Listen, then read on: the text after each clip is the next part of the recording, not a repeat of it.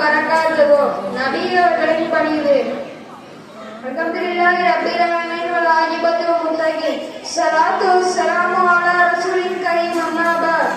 நண்பர்களே, ஒரு மனிதனின் வாழ்நாளில் எந்த அளவு இறங்கிற்கு போனாலும் அவனிடத்தில் பணிவு இருக்க வேண்டும். நபி ஸல்லல்லாஹு அலைஹி வஸல்லம் அவர்கள் இரு உலகத்தில் சக்கரவர்த்தியாக இருந்தார்கள். ஆனால் அவர்களிடத்தில் துளி கூட பெருமை கிடையாது. நபி ஸல்லல்லாஹு அலைஹி வஸல்லம் அவர்கள் சிறுவர்களிலிருந்து பெரியவர்கள் வரை அனைவரிடமும் பணிவாகவே நடப்பார்கள். நபி ஸல்லல்லாஹு அலைஹி வஸல்லம் அவர்கள் சொல்லி காட்டினார்கள், மன் தவாலுலில்லாஹி தக்வலில்லாஹ். யார் அல்லாஹ்விற்காக மக்களிடத்தில் பணிந்து செல்வாரோ அவரை அல்லாஹ் உயர்த்துகிறான்.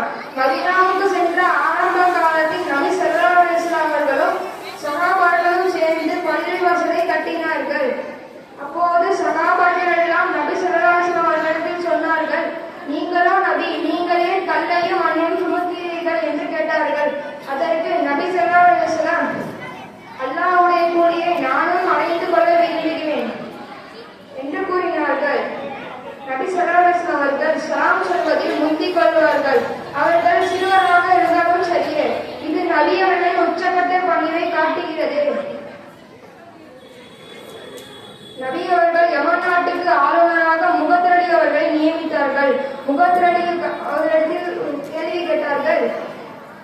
அப்போது முகத்ரலி குதிரையில் அமர்ந்திருந்தார்கள்.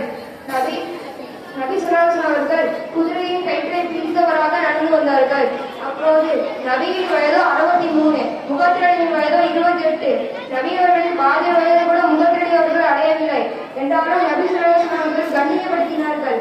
ஒரு மனிதனின் உயர்ந்த அந்தஸ்திற்கு அழைத்து செல்வது பணிவுதான். ஒரு இடத்தில் பணிவு இல்லை என்றால் அவன் புகழ்ச்சியின் உச்சத்தை அடைந்தாலும் அல்லாஹ் அவனை தாழ்த்தி விடுகிறான்.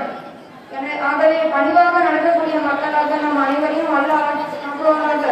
ஆமீன். அஸ்ஸலாமு அலைக்கும் வரஹ்மத்துல்லாஹி வபரகாத்துஹு.